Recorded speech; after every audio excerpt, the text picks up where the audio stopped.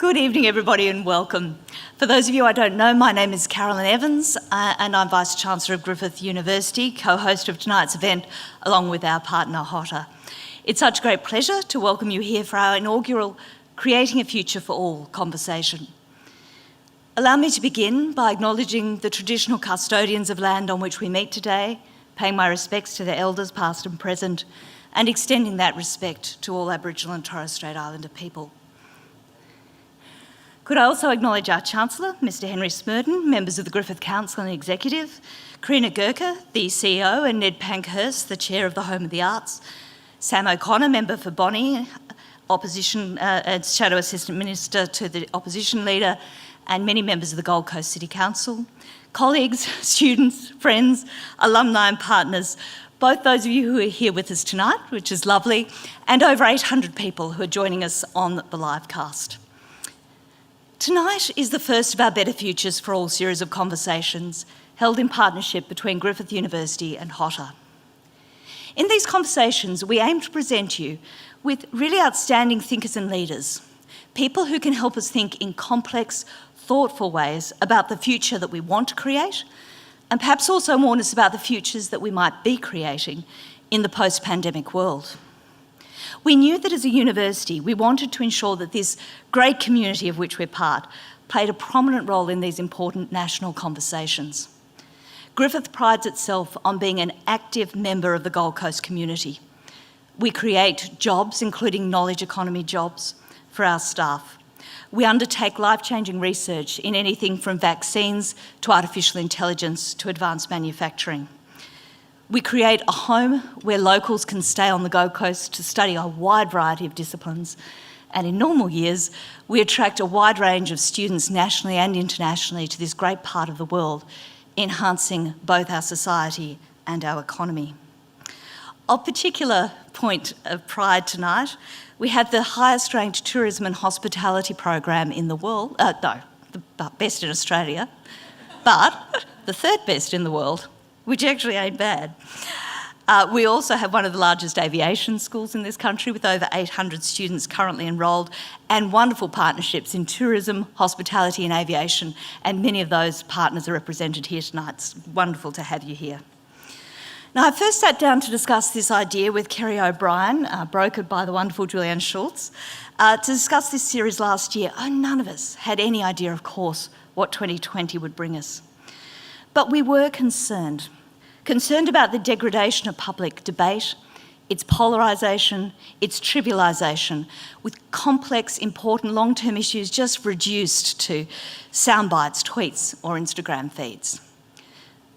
Today, with significant new economic, political, social, cultural and indeed even personal challenges brought to us by COVID-19, the need for conversations that are detailed and thoughtful and challenging on the issues of the day are only more acute now than they were back in December. I was just delighted in those circumstances that Kerry O'Brien, one of Australia's foremost journalists, commentators and writers, agreed to be one of the driving forces behind these conversations. He'll be known to many of you through trailblazing ABC current affairs programs like This Day Tonight, Four Corners, being the first presenter on the groundbreaking program Late Line, the editor and presenter of the National 7:30 report for 15 years. The quality of his work was recognised with 6 Walkley Awards, including a Gold Walkley Award for excellence in journalism. We really just couldn't ask for a better person to lead us through these conversations. We're also delighted to have as our first guest, Alan Joyce AC.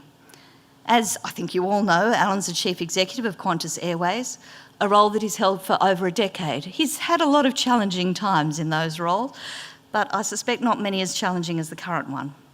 He's a member of the International Air Transport Association's Board of Governors, a director of the Business Council of Australia, a member of the Male Champions of Change, a supporter of Indigenous education and patron of the Pinnacle Foundation, an organisation that works with disadvantaged and marginalised LGBT Australians. You can tell from that brief overview and from many of us having heard him speak before, he's passionate, of course, about his role, about aviation, education and technology. But he's also a firm believer in the importance of diversity in the community and the workplace and has been an advocate for that in our broader society. It's a terrific way to kick off a series that will include in coming months Sally McManus and Bruce Pascoe, as well as many others that we're looking forward to sharing conversations with. So without further ado, I invite Kerry and Alan to the stage.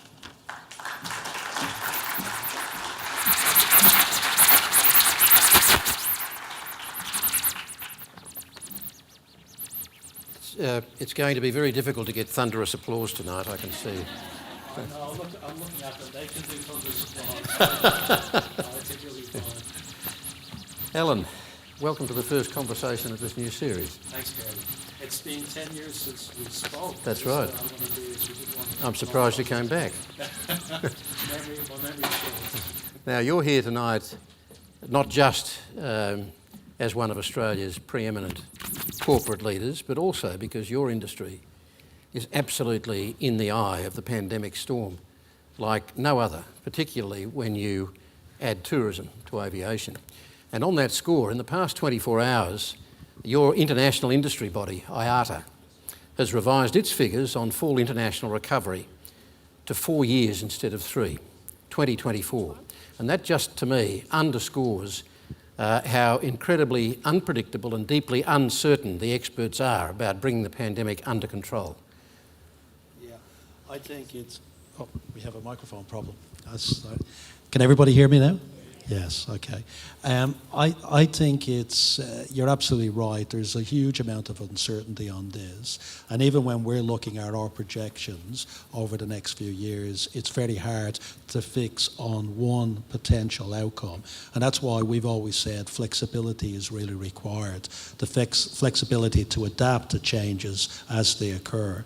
And I think even in the short term, we'll talk about the long term, even in the short term with the announcements that were made by the Premier up here yesterday, that meant 1/3 of our schedule published for August we needed to take out. So we needed to adapt to that and move on that very fast. We know things will change like this over the next year, but we are confident about the long term, the medium term and the long term future. You know, I think people are getting more confident about a vaccine and treatments. And we've said in our 3-year plan, and we have a 3-year plan to turn the airline around, it needed to be ambitious, it needed to be aggressive, it needed to make sure that we turned the business back to where it was before COVID-19. And that 3-year plan, I think, will allow us, we believe, to have an operation that can get us into doing things like Project Sunrise, the ability to fly from the East Coast back to Europe.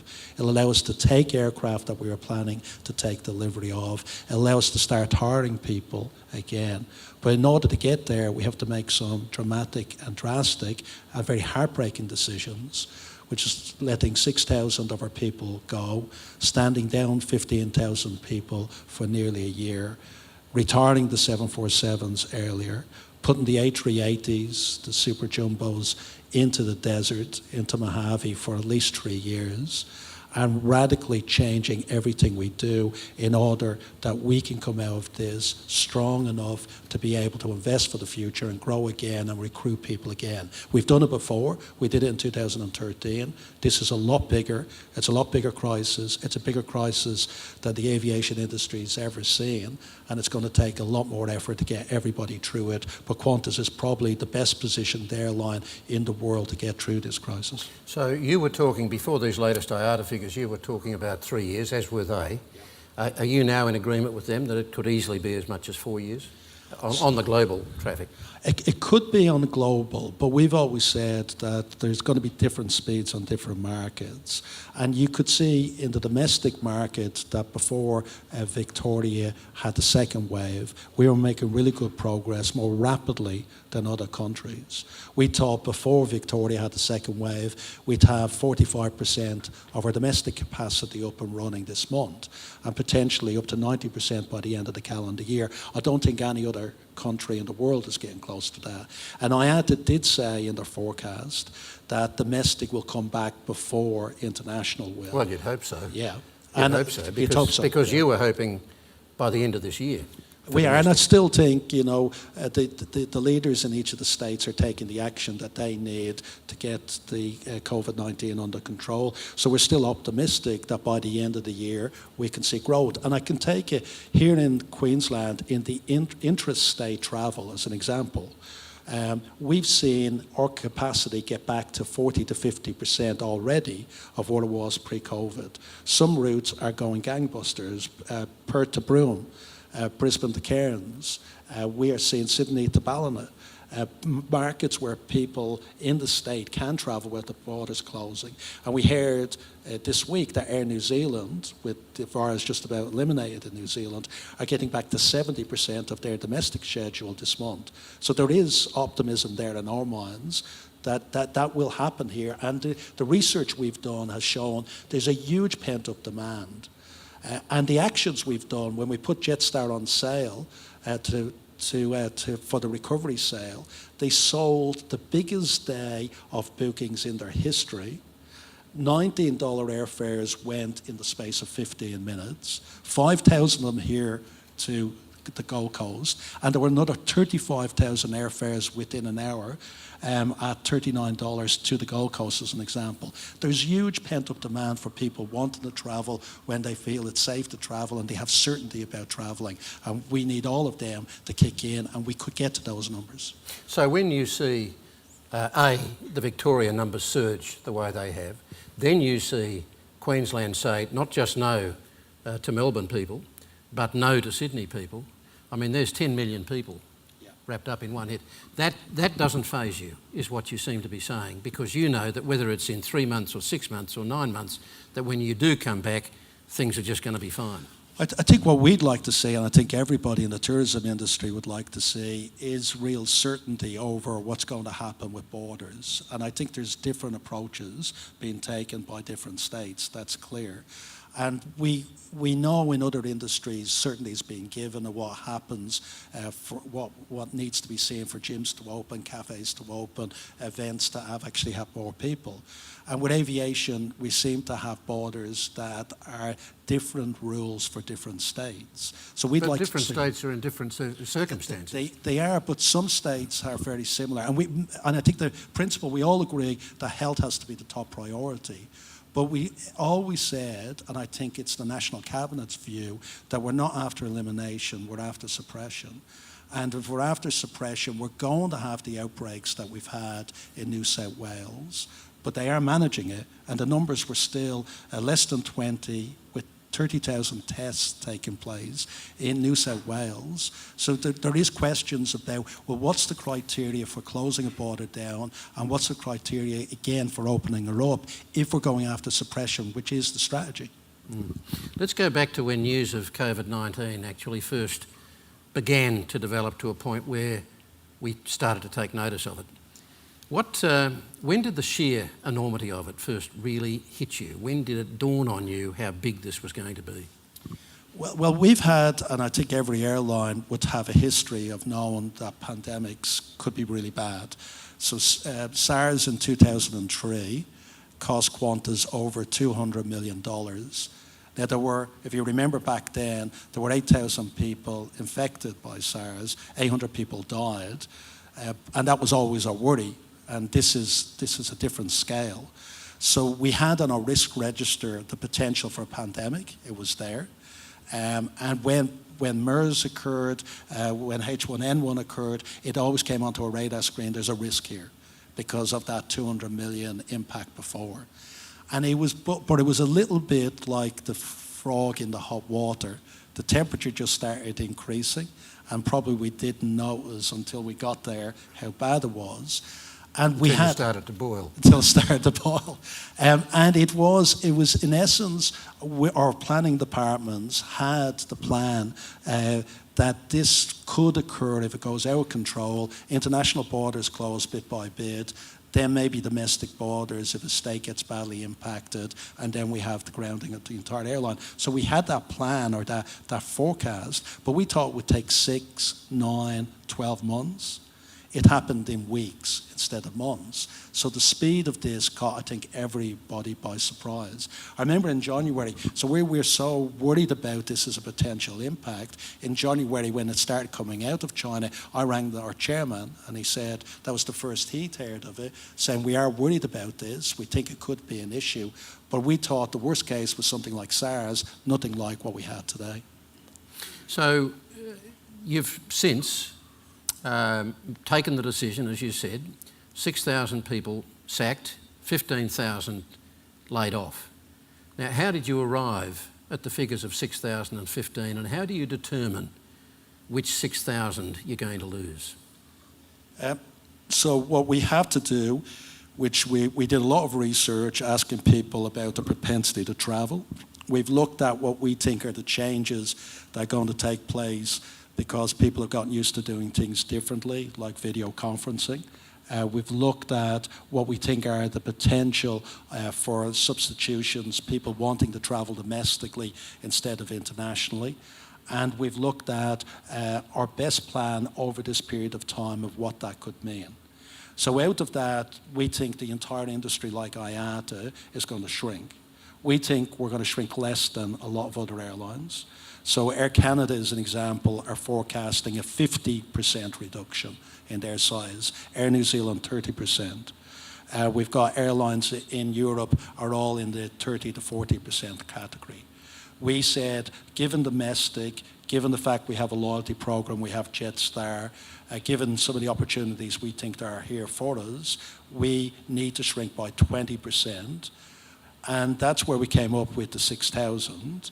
And that meant retiring aircraft like the 747, and that means scaling down a lot of the things that we were doing. We also figured that international is going to take a lot longer to recover.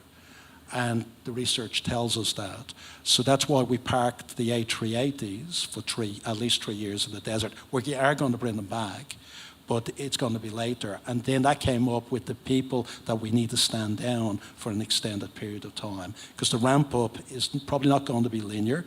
It's going to be patchy, but it will take time to get to those levels. And that's why the 15,000 people were the estimate.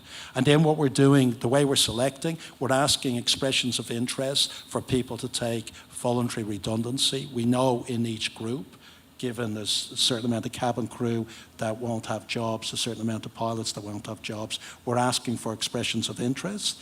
And then we'll see if we get people wanting voluntary redundancy. If not, we'll have to go to compulsory redundancy. So is there an element of opportunism about this?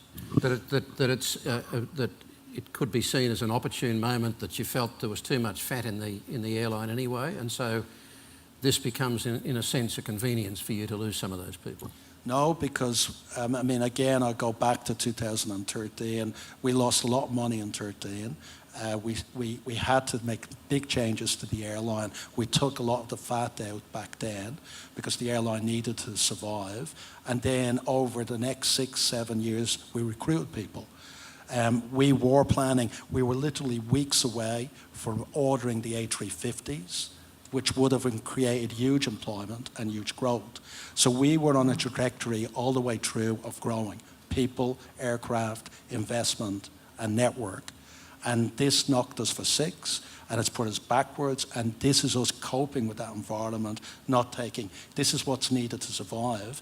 This is less than nearly every other major airline in the world is doing because we are in a stronger position, but this is what survival looks like. So how confident are you, of those 15,000 that you've stood down, how confident are you that all 15,000 of those will be back in the fold, and within what time frame? So we in our plan, we have that we are hopeful that we can get international up and start flying in July next year. We think that most of those stand-downs are related to international. If international gets delayed, if we don't have a vaccine, it's not under control in a lot of countries, we don't get bubbles, then the stand-downs may have to last longer. If it happens earlier, we'd be calling people back earlier. But it's our best guess. And the Prime Minister even said, nobody knows. The government doesn't know when the borders can open up. We don't know. But we have to plan on something to give our people some level of certainty and then say we need flexibility around this. Things could be different. And things could be better than we think. And then we'll activate the A380s earlier. Things could be worse than we think. And we may have to push things out for a while. So tell me about the bubbles. You'll have the possibility of kind of capsule travel between Australia and particular countries. Do you think that that is the way it'll come back? So we think... Because if you've got... I mean, it seems to me we don't really know what's going on in large parts of Africa. We don't really know what's going on in large parts of Asia. We can see the mess that's going on in North and South America. It's hard to find a bright spot anywhere amongst that, except possibly New Zealand. And that's where I think this will start. And I think both governments have been talking about the opportunity to open up New Zealand. And we know it is the largest, they have from Australia, the largest tourism market. They are Aussies going to New Zealand. And into this country, it's the second largest market after the Chinese. So that's a big prize. It gets tourism kicking in again, and it's a big economic activity between the two. And what seems to be clear on the premises around the bubble is that the countries which sign up to it have to have a similar level of COVID-19 exposure, infection rates, and have to have it at the same level of control. So we know that that's a prerequisite. But then there are places in Asia that also seem to be getting close to that level as well.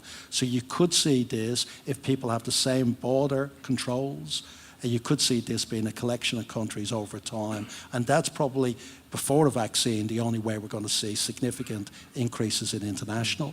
And hopefully New Zealand, we're optimistic, and I think our colleagues in Air New Zealand are optimistic that that will happen potentially before a vaccine. Now, we've actually got a local question because, as I think Carolyn mentioned, there are 800 students in the Griffith Aviation School, and we've had several of those students send pretty much the same question: what's the future for us? And I've been in the aviation industry 32 years, and my old boss in Aer Lingus told me, get used to having a crisis every 7 years, because that's typically what occurs. He was precisely right, I think, over that period of time. And I found out, and most people that are involved in it, it's a great career to have. It does go through, in some cases, boom and bust. And in Qantas, we've been trying to take the boom and bust out. And diversifying the business, and that's helped us be one of the strongest, if not the strongest airline in the world. There's still huge growth forecast in aviation. So it will take us potentially to 24, 23 to get back to where we were in 19. But every forecast from Boeing, from Airbus, from IATA has aviation industry growing doubling in the next 30 years. So we have always said, as an example, worldwide, there's a need for over 900,000 new pilots over that period of time. That may get delayed a bit, but it's still there, because when economic activity increases, people purchasing power increases, there is the need for those jobs. And we've invested in a training school in Toowoomba. And that we think is still a great investment, and we'll need that eventually. We also have the replacement of pilots, because pilots are aging, pilots are retiring. We'll probably have a few hundred pilots from Qantas retiring in the next few years, and eventually those jobs will come back. And if we need to recruit for Project Sunrise, there'll be a lot of pilots needed in the business. Before COVID-19, I think we recruited, Andrew David's here, 1,000 pilots in the space of a year or so. So we were on massive growth when it came to this, and I think we'll get back to that. Now, there's been so much talk about how the post-pandemic world is going to be a new world. Things are going to be done differently, new ideas, and certainly new ways of working and so on. So is it really going to be a new world for aviation, apart from, as you say, that the aviation companies, the airlines are going to be smaller? I think with all of this, there are opportunities and there are going to be challenges. And I think we know that a lot of people are saying technology like Zoom and Microsoft Teams has meant people will probably travel less. And there may be some element of that. But I've talked to a couple of our biggest customers, and one of the CEOs of one of our largest customers actually had a good analogy, which I like. He said that with his suppliers, his customers, and his employees, over the decades, he's built up a reservoir of knowing them, a reservoir of those contacts. He's relying on that now through these video conferencing and doing business. Eventually, he needs to build that up again. And we know personal contact, people interacting with each other has a huge difference from doing it over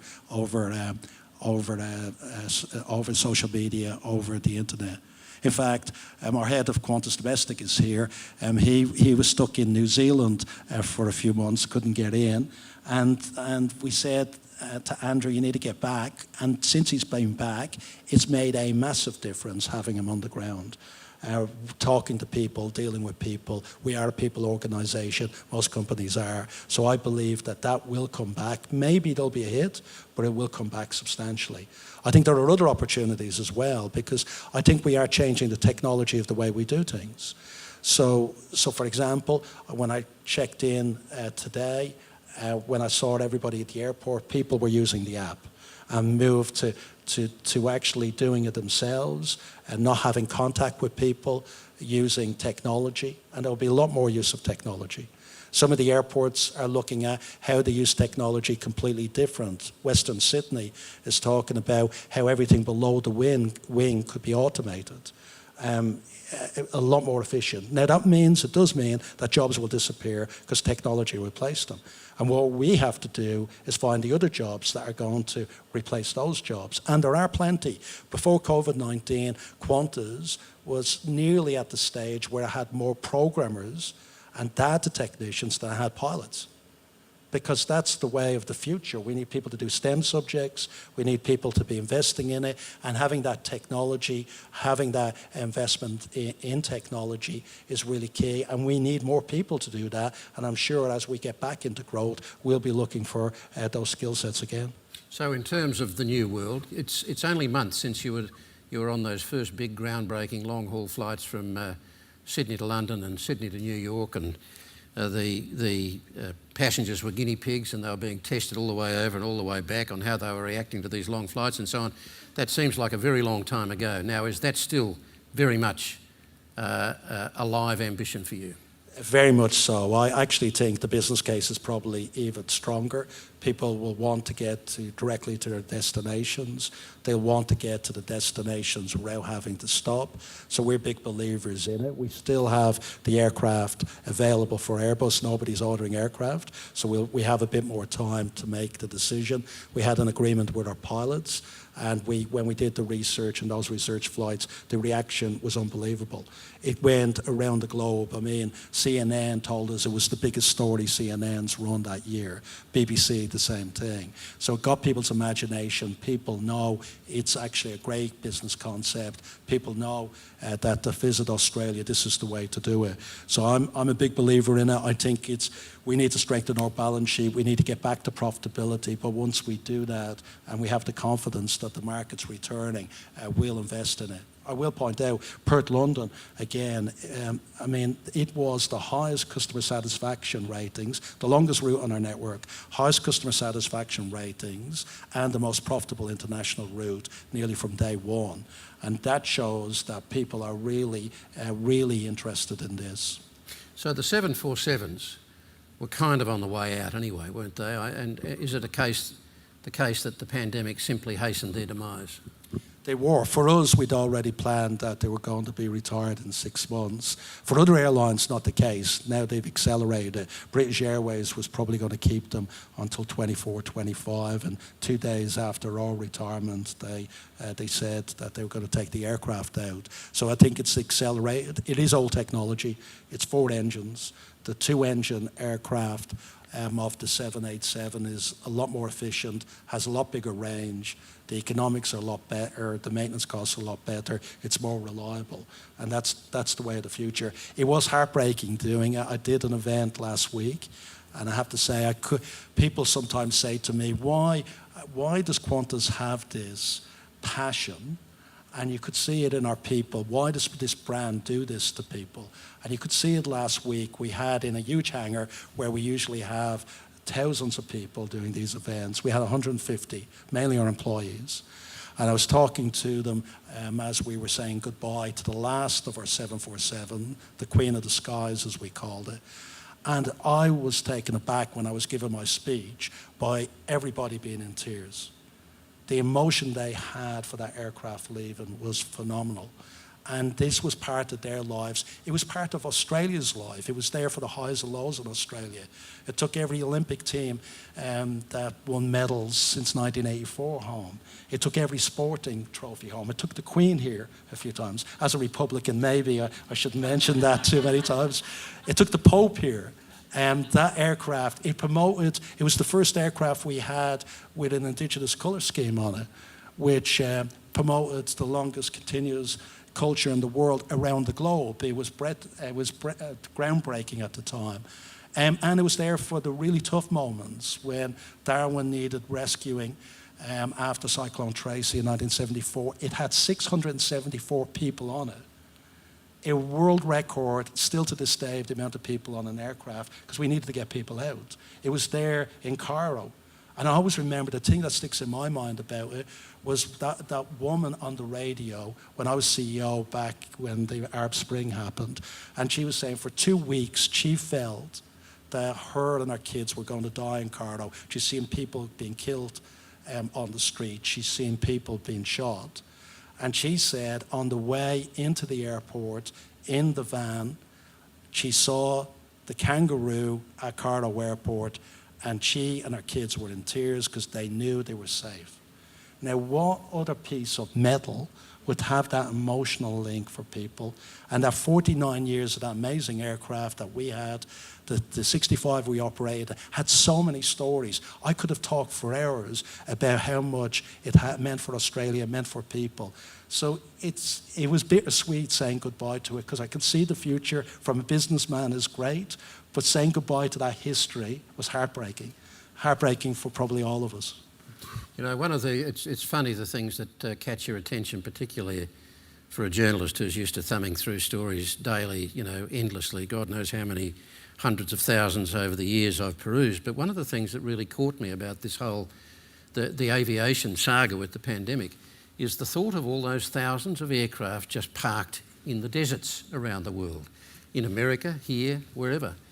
I mean, and I've seen almost nothing reported on them other than the fact that they're out there somewhere. I mean, are they being turned over what is someone going to have to blow the sand out of the engines when they... Well, I'll tell you what, we had our oldest living employee, who's 95 at the event, and he worked on the flying boats in Rose Bay in 1942, and he said his first job was cleaning out the spark plugs at the time. And I said, luckily, we don't have spark plugs, so we don't have to turn them over at the moment. But we do have, in LA, we have a big hangar with a huge amount of engineers where we did A380 maintenance. And so the Mojave Desert, where they're parked, is 2 hours away. So they drive out. It's better to have it there because it's humid air, and so they don't deteriorate as much.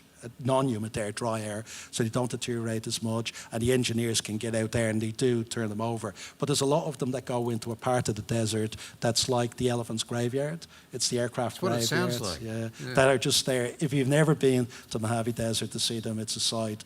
It's a tourist attraction, I think, in itself. But one of the advantages that we had, we scrambled to find parking areas for 220 aircraft, which is what we grounded.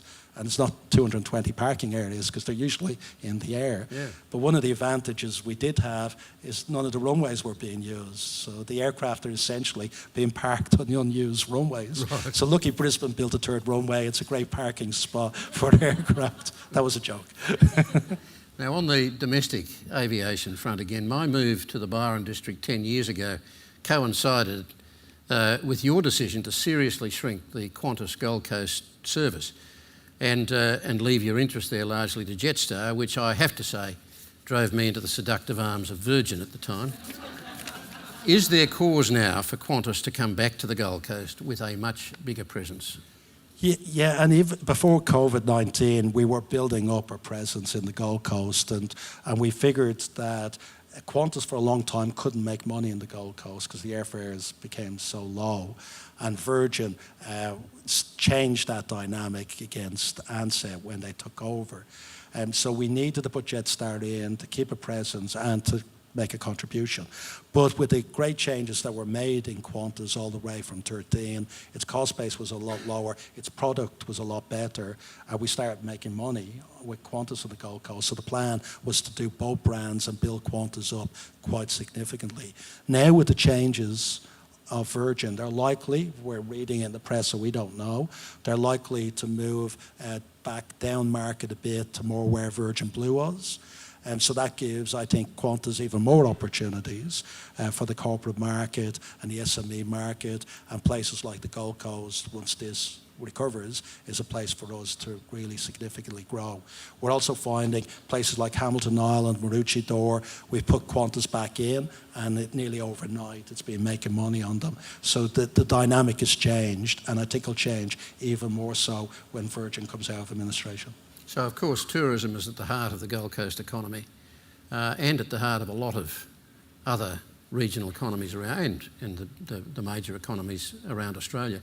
How smart is Australia's tourist industry, and how heavily do you engage in it? Yeah, so we have, I think Bob from Tourism Australia is here today, so we work very closely with the tourism organisations, TA, the state tourism organisations. Paul Donovan from Gold Coast Tourism is here, Paul. So we do work very closely. We're the largest private supporter of tourism to Australia. I mean, when you're Qatar Airways or Emirates, you have hundreds of destinations you're promoting. We're really promoting one destination internationally here. So we put all of our eggs into that basket and really go out there and very heavily promote it. I think there's an opportunity in the short term while COVID-19 is happening, because we had roughly 8 million, Bob will correct me if this is wrong, but 8 million overseas visitors coming into Australia each year. We had 11 million Aussies going overseas. So in theory, those Aussies, if you can get them to do domestic tourism for a period of time, will fill that gap. And we need to get them to go to places like the Gold Coast, like Cairns, that a lot of international tourists were coming to, and to fill that gap. And I think there's a real good opportunity in that, because a lot of those international visitors anyway were coming to Sydney and Melbourne as well, where a lot of the Aussies are from Sydney and Melbourne and want to go to these destinations. So we should look at this as how do we get there, and I think that's why we have this optimism about domestic getting back and domestic responding to it. It is getting very competitive internationally. You know, we can see some of the other destinations that people go to. Like Jetstar, I think, is the largest international carrier flying into Bali. And we could see Aussie numbers growing and growing and growing, because you get a great sun holiday with great accommodation for very cheap prices, and you can drink a lot in Bali. And there was a lot of Aussies going there.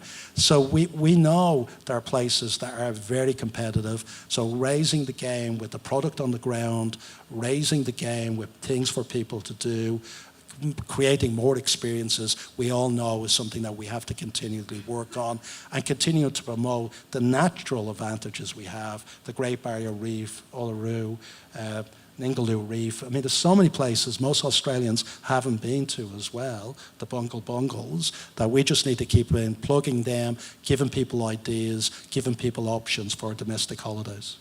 Listening to your description of Australians arriving in Bali, I'm not quite sure how many Balinese would see that as an attractive picture, going there for a cheap holiday and to get on the piss. But it's good for their economy, though, I have to say. In those terms, how good are we in this country at protecting our social and ecological environments as we exploit them, being careful not to kill the goose that lays the golden egg? I think very good. I mean, I'm on the Great Barrier Reef Chairman's Panel, which has really had a lot of big corporates working and helping. What do we need to do to help protect the barrier reef? And there's a lot that is dependent on world CO2 emissions, world carbon, that we can't do much about. But there's a lot we can do in order to help that. There's a lot of projects that are going on at the Great Barrier Reef. Like, for example, one of the projects that Qantas is involved in, we have the biggest carbon offset program of any airline in the world.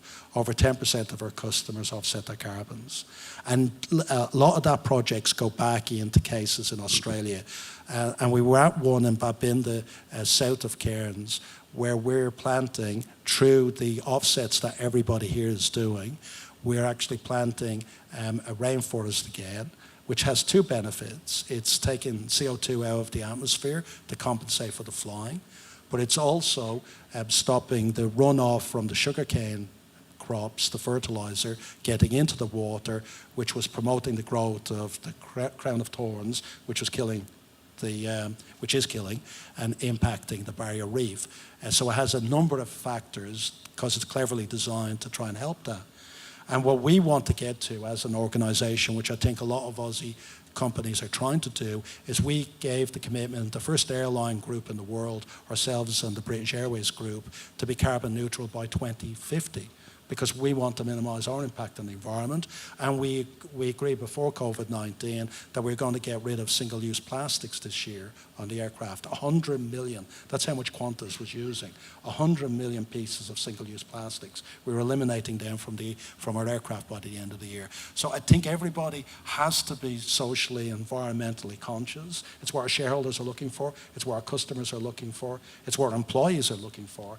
And we have to do our fair share to minimise our impact on the environment so we can protect what actually generates our business, which are these amazing natural wonders.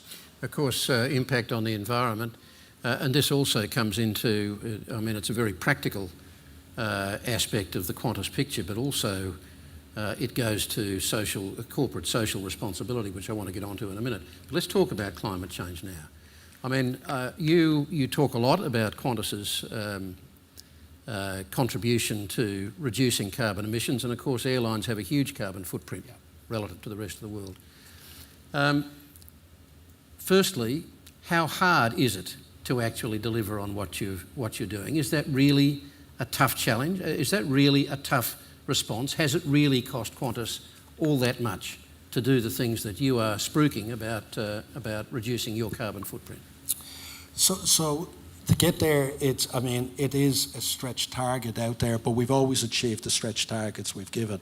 Because at the moment, unlike other industries like the car industry, there isn't a technology solution for aviation. Batteries don't work on aircraft for long distances. So to give you an example, Melbourne, Sydney would need 32 times the weight of the fuel in batteries to fly it. So it's just not there. Now, eventually, maybe we'll get there, but we are a long way away from that technology working. So what are the solutions? They are offsetting, which I do believe can make a big difference. They are sustainable aviation fuels that are coming from other, and we are testing and have been testing a number of different fuels. One from a mustard seed that can be produced and can work on an aircraft, can give the power ratio needed to actually operate a jet, which we thought may have been a problem. But you can grow mustard seeds. So what we're trying to do with sustainable aviation fuel is to get to a producing of potentially a crop or an algae that doesn't have unintended consequences, i.e. take away from food stocks and increase food prices for everybody because airlines are buying it. And the mustard seed was interesting as an example because it could be a rotation crop used in between crops. So we got very interested in that. There's also one, the Nazis had a mechanism, Fischer-Tropsch, which was actually taking city waste and converting it into jet fuel and fuel. And it's an old technique from the 30s. British Airways have invested heavily in the plant in the UK to do that. We're keen on that as a potential option, and there may be multiple sources. And if you could get to a very high level of your fuel being sustainable, you can get to those targets. And what's really key is this new technology, because the emissions from a 787 compared to a 74 is 20% below it. So we're already making those changes by just replacing the fleet. It's a lot more fuel efficient and a lot less CO2 coming out. So what kind of time, do you have any sort of timetable in your head of when you can see these fuels actually kicking in, taking over? Yes, so we're all, there is at the moment a possibility, and we do buy, you could buy fuel in LA, so your flight's on the way back, and we flew a flight from LA to Melbourne. That was pure sustainable fuel. The Californian government have invested very heavily in helping subsidize that industry, because the cost at the moment is 3 times the normal aviation fuel. But once you get volume, every projection has it coming down to maybe at the level or even below normal aviation fuel. So it needs investment, it needs scale, and we're putting in, we were before COVID-19, putting in tens of millions of dollars of our own money to help develop it, and working in partnership with some universities and some states. Some of the states are very keen on it. We buy, before COVID-19, we were buying 4.6 billion of fuel each year. If we could create that as an industry here in Australia, we talk about the jobs of the future, where we're growing crops as rotation, giving the money to the farmers, then having plants, because they'll have to be local, to produce and convert those crops into sustainable aviation fuel. That creates jobs, and a significant amount of jobs. And it means what is actually us importing 4.6 billion worth of product could be a natural industry here in this country. So there's a lot of benefits, and we're trying to work with governments to try and get that started and established here. And we think we can, within the next decade, get to a few percent initially, but up to 10% in sustainable aviation fuel. We need to be at like 60 to 70% by 2050 in order for that target to be met. So it needs a very big growth profile, and that's why we've given ourselves the time in order to get there. So do you personally, as an individual, as a now Australian citizen, but as an individual, you have a strong personal commitment to seeing the climate change challenge responded to credibly and quickly? And if so, how frustrated are you by the pace at which Australia is dealing with the challenge? I'm a believer in man-impacted climate change, and I think we all need to do something to fix that and to improve things. And even if you don't, though, I'll do the counterfactual. Even if you don't, there are a lot of people in the markets where we're encouraging. We know tourism is a big part of what happens here. There are a lot of people in Europe that will not travel at the moment on flights because and it's called flight shaming in Europe, because they believe the CO2 damage is actually too much, and Greta Thunberg actually started the campaign. So we know... Did you support her? In the privacy of your own mind, I wonder whether you saw the appeal in what she was doing, regardless of, yes, airlines were the target, but the attraction of this dynamic young person. Yeah. Taking a stand on something that governments, many governments, were half turning their backs on. So arguably including our own. I think no doubt she's an impressive young lady. But I think we can't throw the baby out with the bathwater, is the way I always put it. So you have a problem, and it is the CO2 emission of aviation. But the aviation positive benefits are massive. They've made the world a smaller and better place. They've allowed people and cultures to understand each other. They've made a huge difference to Australia. I wouldn't be here, a lot of Australians wouldn't be here about aviation. They've improved trade and commerce between countries. They've probably been helped keep the peace for a long time because of that interaction and that understanding. That's too much of a positive to throw that baby out with the bathwater. So I would disagree that the solution is to stop flying.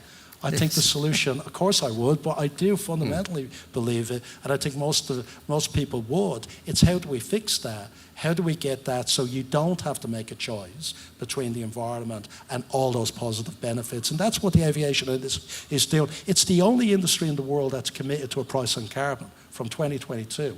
It's the only industry in the world that's given itself targets that it will get to. It will get to having half. The whole industry as a whole wants half of the CO2 emissions in 2050 that it had in 2005. Can corporate Australia do more?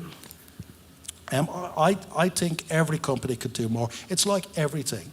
I don't think you can always rest on your laurels. I would take safety as a big thing. You'd say Qantas has been voted the safest airline in the world for 5 years. Do you think Qantas can't do more? Of course it can. It can never rest on its laurels. It has to be paranoid and always has to be in continuous improvement. That's what the best businesses, the best organisations do. And I think in all of these issues, there's more that we all can do. We can do more. We have a plan to do more. We have a plan to get to carbon neutral by 2050. And I think a lot of companies, Telstra just said this year, they've gotten to carbon neutral, so they're doing more and getting there. Everybody has aspirations. Everybody's trying to get there. Nobody's there quite yet. So that's the ecological environment. What about the social environment? We were talking about the ecological and the social. What do you think is at the heart of the image that we project abroad about the quintessential Aussie? Look, my history, as you know, I left Ireland in 1996 because I was not an openly gay man, a gay man that felt a country that had a ban on homosexual acts was not a place for me. And I wanted to come to Australia because I felt this was an egalitarian, open society. And you had this image of Mardi Gras and how open people were of being gay. And I have to say, I have not been disappointed, because I'd say, where else in the world would an openly gay Irishman be the CEO of the leading iconic brand in the country? That is the definition of egalitarian. That is the definition of being a fair and open society. Now, I have to say, I'm also really proud of my homeland. So since I left, it's gone through a dramatic transformation. It's gone through a transformation that it had marriage equality 2 years before Australia. I never thought that would happen. And has a dramatic transformation where the Prime Minister, for the last 3 years, with high rankings, has been an openly gay man and had a massive support from the community. And he'll be Prime Minister. There's a break. Irish politics is weird. They share the Prime Ministership, but he'll become Prime Minister again in 2.5 years' time. And where else would you have seen that transformation? So I'm probably very, well, I'm more than probably, I am very proud of my two nationalities, my Australian and my Irish one, because they're both phenomenal countries. And sometimes we talk things down. We have to celebrate the positives and how well our society is actually moving, how well it's changed. And one of my proudest days was on the stage in that park in Sydney when I found out that 62% of Australians voted in favour for the equality of the LGBTI community and 80% voted. It would have been the biggest electoral victory for anything in Australian history. How proud could you be of that? How proud could you be of the Australian people? Our politicians didn't get us there, the people did. That was amazing. Okay, so this is the context in which I want to talk about corporate social responsibility through your eyes. And in that, and how you go about identifying the social issues affecting Australians that you believe Qantas should engage in and even take a stand on. So with marriage equality, if you had not been gay and had not wanted to marry your partner, would the issue have been as important for you wearing your corporate hat? So I think two things brought us to the forefront of that campaign. One is that I signed a letter with 32 other CEOs. And that letter was written to the government, asking the Prime Minister, from 32 other CEOs as well, to move on marriage equality. Peter Dutton picked on my name out of that and said Alan Joyce should stick to his knitting. So that blew me up. Nobody remembers the other 32 people. And even using the term knitting had a bit of a load to it. I think, yeah, it did. Not that I know anything about your knitting, but we know what I mean. I'm a very bad knitter, I think. Yeah. But then the other thing was, on a stage like this in Perth, our breakfast meeting, to talk about a Project Sunrise equivalent, a man who was homophobic, did a homophobic attack and put a pie into my face, and it was because of our support of marriage equality. But corporate Australia was behind this. Marriage equality had 1,600 companies in the ad showing that they were supporting it, because all these companies felt the same way. I believe that there was a business case for it. I wasn't doing it. I mean, personally, it was the right thing to do, I felt. But I also believe there was a business case because we could see in the research our customers were really behind it. And when you look at the vote post this, you know, places like the eastern suburbs at 78%, they're Qantas customers in favour of it. Our employees, we have a huge LGBTI community, as you can imagine. They were behind it. And we had a lot of our shareholders. I went around the globe on a review, as we do, of shareholders, and I had one big shareholder in Boston saying, when he was reading all the clippings on what we were doing, "You're not doing enough. You're not putting enough behind this," because that's why we invest in companies like you, because we think companies that have ESG, environmental, social and governance capabilities, and are very socially conscious outperform. And we think you need to be doing more in that space. So we knew there was a business case with all of our stakeholders, and I think that proved to be right. I have to say, what really confirmed it for me was when Richard Branson came down here, and he came down when we were in the midst of all of this, and he said in an interview he was giving, "I was in support of marriage equality before Alan Joyce was." Virgin are actually really the biggest supporters here. So he's a smart businessman, so he knows when it's right. As I had to say, at the time, Margaret Court was doing a boycott of Qantas because we were supporting it. And somebody asked her, "How are you going to get from Perth now to anywhere?" Because Virgin are in the same boat. And soon after that, Greyhound buses came out, and they also support marriage equality. So I don't know how Margaret got to the Tennis Open last January. I'm still surprised at that. Well, so sticking with the question of how you choose your issues, what about an issue like poverty? Does it bother you that 3.2 million Australians are living on or below the poverty line? And these figures were before the pandemic, including 775,000 children. Is that an issue that corporate Australia should be concerned about? I think it is, and I think people know that we need to continue to grow the economy and to grow wages. And I think good companies, I would say, look at my background. My grandfather grew up in a tenement building in Dublin with 35 people there. Both my parents had to leave school when they were 12 because they couldn't afford to go through, even finish secondary education. I was the first one in my family to finish secondary education, let alone tertiary education. So I know what it's like coming from that type of background, but I also know what can help you out of that. And education, we're here to talk about education. The thing that got me and my family out of it is education. We need to get the skills, we need to get the training, we need to get that right to fix it. And business is talking about and is investing in how we get there.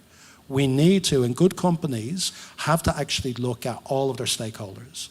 I think this focus that some have just on shareholders is wrong, because there is a virtuous circle that benefits shareholders immensely when you get it right for your employees, get it right for your customers, and get it right for the community. And before COVID-19, we were given pay increases above inflation at 3%, but we were also given bonuses outside of EBAs, and we gave bonuses of nearly $300 million because the company was doing well, and we wanted to give that income to our people so everybody shared in the benefits of a good company doing well. And when things were tough for certain communities, when the bushfires happened, we raised and donated $3 million to people affected by that. You know, and our people have the social conscience, which I think is really important when people are knocked by it. So absolutely, and I think, but we know, I mean, we talked earlier, Kerry, I mean, I don't think we all know the way of going back to fixing this is not a communist model, because that doesn't work. So capitalism is the best way, but it needs to benefit everybody, and we need to figure what are those mechanisms that get people there. It's helped my family, it got us out of poverty, and I think education, getting companies that have this social responsibility, that are doing the right thing by its people, I think is key. Well, there's a logic to all of this, and when I was interested that you picked out egalitarianism as a big attraction for you in Australia, because 3 million poor people out of 25 million, it's not egalitarian from where they stand. What about the increasing gap between rich and the rest? Former Liberal leader John Hewson, still a practising academic economist, has pointed out that the top 85 billionaires who could squeeze into a double-decker bus own as much wealth in the world as the bottom 50% of the world population. That's 3.5 billion people. A double-decker bus of billionaires, the same wealth as 3.5 billion. A similar picture is true for Australia. While the wealth of the top 1% has been growing continuously, the wealth of the bottom 50% has been falling. Now, is that healthy for this country, the country that's supposed to be about a fair go for all? But I think, everything that we talk about is relative. We do have here, so in Australia, because I think it is egalitarian and there's still a huge amount of positive, we do have a social welfare system that a lot of other countries don't have. I mean, America, the wealthiest country in the world, doesn't have a health system or a social welfare system that rivals anything that we have here, which I think is great. And I think we need to continue to improve that and continue to invest in it. I think we're the same in Europe. Ireland invested very heavily in free education, in its social welfare system. That's helped a lot of people out of poverty. And we've moved in this country and in Europe a lot of people out of poverty. Now, have we got more to do? Of course. It's like everything we've talked about on the environment. I don't think these are anything that you can rest on. But I think there's not one silver bullet to fix these things. No, but if there's you're looking policies across everything. But if you're looking at a contribution or a lead that corporate Australia could, and some would say should display, I dug some figures out of a book I wrote 2 years ago showing that in 2017 salaries for the top 100 chief executives in Australia rose by an average of 12%, while average weekly earnings rose by 2.4%.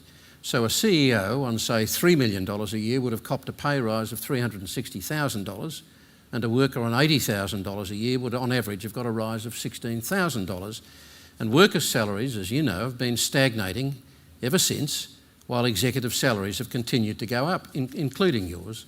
So do you think that model can genuinely, seriously sustain a healthy democracy into the indefinite future? Well, if I take the Qantas example, which I do believe that's what we were doing again before COVID-19, we're in a different world. We were recruiting people, we were growing wages above inflation, we were given bonuses on top of that, and we had done significant promotions. I take with pilots, with cabin crew, the average pay increases we were given were way above any of those numbers that you've said. So you do what you can do in your control. And I think if you're a good company like Qantas, you make sure if you are doing well, everybody does well. If you're doing badly, everybody does badly. I haven't taken a salary for 4 months now. My senior team haven't, because of what we're going through at the moment. How hard did you personally find that compared to, say, somebody who's lost their job? I absolutely agree. And but it was the least I could do to say that this is the right thing, that everybody should be demonstrating it. I think I'm pretty proud of my guys that did the same thing, because they've worked as hard now as they've ever done. A lot of people could, because of the salaries you've talked about, could retire and leave it. They're not. They're dedicated to fixing it and trying to get those people back to work, trying to get people, it wasn't our fault, it wasn't our people's fault what happened. We're trying to do our best to get them back to work, to get them employed, to get their salaries going. What else can we do? That's what we can do. And we have to, at the end of it, when it goes well, do what we were doing before COVID-19. Give the people those bonuses, give the people those pay increases. We can't afford them today. We're going to have to make tough decisions today. But we want to get back there. We want to order the aircraft for Sunrise so we can give those pilots promotions, get those people back in jobs. That's what we're after. But let me come back to the broader question, which is, when you look at that disparity, when you're talking about the differences in those percentage increases, broadly speaking, and you know that the gap is continuing to widen between those at the top and the rest, not just those at the bottom, but the rest, is that a long-term sustainable model? As you say, communism has collapsed as a credible alternative. It's the only ism we have. Do you really think that is a sustainable model where you have such discrepancies and those discrepancies are continuing to grow? Well, you have to improve on it, and you have to do better. Do you have any ideas how we can do that? Well, we talked about it. I mean, I think I'm a big believer in education, and there's a lot of jobs. A lot of the problems we have a lot of jobs are disappearing. And a lot of jobs, technology is changing a lot of things, and we have a big task of training people in the skills of the future. I'll take one example. We talked about the pilots that we have. They're high-paid jobs. They are extremely well-paid jobs, and they're a big growth opportunity. So at the moment, we'd like to pick the best pilots in the world. We'd like to get to a stage where we could have equal male and female applying. We've only 14% of females, I think the stats was, that are doing STEM subjects. So they're not training in the right jobs. So when I look at the average pay I give as an example, so it's an area of inequality in the system. The men are getting paid a lot more than the women in Qantas. Why? Because I have a lot more pilots than I have, and I've got the women in flight attendants. So how do you fix an inequality like that? And it's the same in the economy generally. You need to train people in where the high growth jobs are, where the high income jobs are, and they're in technology at the moment, they're in coding, they're in pilots, they're in engineering. They're in areas that we are not training people right at the moment. So that's part of the solution. The solutions will take a while to get there, and that's what we need to do. Because in the interim, you've got young people coming out of universities with as many as 2 degrees, with masters, with doctorates, and not able to get jobs that have anything to do with the skills that they have been studying up on. I'm not sure if you saw the figures from the Productivity Commission overnight, showing that young Australian workers have suffered a decade of lost income growth.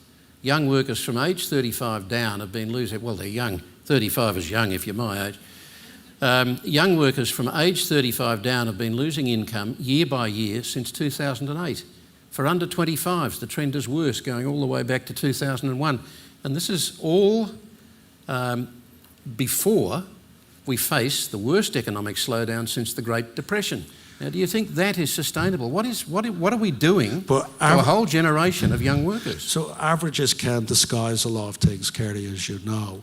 And what I can say, because my experience of it, is that we were hiring, again, before COVID-19, programmers and having difficulty getting them, data analysts. And the salaries that we were talking about in those groups were growth, and they were growing rapidly. And we were fighting against tech companies, banks to get those people. And I was seeing growth in those areas, because that's where the skills are and where the jobs are. So if you train people in jobs that don't exist, if you train a person to actually manufacture, what would it be, something antiquated, a gramophone, and that was their jobs, are they going to have a decline in income when they come out? Yes, because the technology of today is completely different, and we need to make sure people are adapted to that and get that.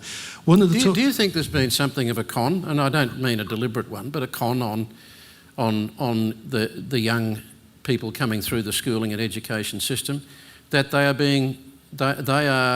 being encouraged into tertiary education because they're told that without a tertiary education they're buggered, that this is the new world, but the tertiary education that they're getting is still leaving them without a job in many cases, or with low-paying jobs? I think it's up to all of us to talk about what the careers of the future are, what the skill sets of the future are going to be, and making sure that people, when they're picking the courses, picking the training, are actually picking the right things that companies, businesses, and that the government is after. That's really key on all of us to get there. And that's why we made a big deal as an example about pilots. I think it's a great career to get into. And I talked about the 900,000 that's needed. Are we getting enough people doing the skill sets needed to do that? No. And a pilot, once you go through the ranks and it is a seniority system. But you keep talking about the pilots. I mean, the pilots are at the top end of the pay scale in your industry, apart from the top executives. But I mean, when you look at those Productivity Commission figures, that the wages of the young have been going backwards year by year by year by year. That's not because of education. Isn't that because of stagnating wages generally? Isn't that because of the nature of the modern workforce and casualisation? So I'll say that wasn't the case at Qantas. We were recruiting and growing. We were giving people bonuses. Our EBAs were paid 3%, which is above inflation. So there was wages growth across the board. And can I say, yeah, you're right, pilots are at the top. I mean, of the I'm interested in talking to you now, not just with regard to Qantas and the airline industry, but you as a senior corporate leader in this country. Does that picture generally disturb and worry you? Of course it does, but you have to figure out how we fix it. And you fix it It's bit by bit. You have to fix it with these different activities, and every company has to contribute to what they need to do in order to make a difference. And that's the way we'll get there. It's not just saying this problem is too big, it's gone backwards. There's a lot of stats. We talked about the environment as well. We know that's gone backwards. Companies like ourselves are trying to fix that. We have ideas about how we're going to get there. The best thing you can do to promote secure jobs and wages growth is have successful businesses as well. So the other thing we also have to do is ensure that we continue to have that and continue to have that investment in it. And there are, again, on the stats, you could go through each of the individual segments and saying, is the mining industry seeing big wage growth? Has it seen big growth? Yes. That's that, and are the young people involved in them? A relatively small workforce. Yeah, but no, it's still, I mean, we've seen huge growth in the fly-in, fly-out market in Western Australia. It's still growing where it is today. And I can pick pilots because there's young kids coming into pilots and they have a huge growth opportunity in wages that's laid out for them. It's in the agreements. It's there until they retire. So there are differences to that, and we have to have more of them that make the difference and get people encouraged to do them. I know that you support the government's current formula of business tax cuts and industrial relations reform to lead an economic recovery after the pandemic, presumably accompanied by spending cuts to other arms of government, because they'll be focused on, over a long period now, much longer than it was going to be, of reining in the deficit to some degree. But is that the best we can do in this country? We talk about new ideas, new ways of doing things. We know that at the heart of any growth in Australia there has to be productivity gains, and those productivity gains are not just about replacing people with machines. They're not just about being delivered by technology, are they? So is it really the trickle-down theories of the 80s that we've got to rely on to find our way out of this next big recession? Well, there's a lot you could do. We are competing in a global world, and I'm a big believer that the corporate tax rate is an issue for this country, and I've said that before, because when we look at the corporate tax rate that we see in the UK and in the US, there is global money, and it's going to be invested where people think they can get the best returns. And I'll give you an example at the moment. Project Sunrise is a great one for us. It's going to take billions of dollars in aircraft investment, billions of dollars in capital. Now, if I was British Airways or American Airlines, I'm paying a lot less tax on that return. So all things being equal, who's going to get the investment? It's going to be those carriers at the other end. Now, the only advantage we have is that we've developed a unique IP about flying ultra-long haul. That's compensating, I believe, because the other carriers are saying they don't want to do it. But in my mind, if there's so many different examples like that in Australia, which there will be, where the company's deciding, do I base it in London, do I base it in New York, or do I base it here in the Gold Coast or in Sydney, it can make that difference. And what does that mean? That means jobs are going overseas. That means less people are going to be employed. And when big companies get impacted by it, like Qantas, we have thousands of little suppliers. I think we have 13,000, again before COVID-19, small companies that buy services for us.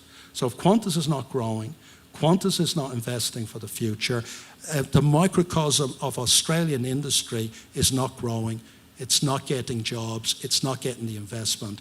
And that's what happens when you have a disadvantage like this. So you need to generate that investment, those jobs. And on the industrial relations environment, we know that there is significant inefficiencies that get built in over time. So lucky enough, we've had an agreement with our pilots to change the agreement on the 787s. Yeah. You keep coming back to the pilots. I know, but because it's a good example. But the pilots beforehand, we were making a decision about whether we buy those aircraft. And the pilots sat down with us and did an agreement that gave us same pay, but gave us a 30% improvement of the productivity. It made the business case to invest in those aircraft, and it created those 1,000 promotions that were there. So saying that productivity doesn't come from industrial relations, it can. And can it generate benefits? Yes, the 1,000 pilots got a promotion and got growth out of it. Did it give wage increases? Yes. Did the pilots fly more? Yes. They went from 600 or so hours a year to something like 800 hours a year. So we got that productivity benefit, but nearly every airline in the world already had that productivity benefit. So you could see in those two examples of why I think it can create jobs in this country and benefit small and large businesses if we fix the tax issue and we fix some of the IR issues that we have. So on the tax stuff, I saw the respected Keynesian economist J.K. Galbraith quoted on tax cuts the other day saying, if you feed enough oats to the horse, enough will pass through to feed the sparrows.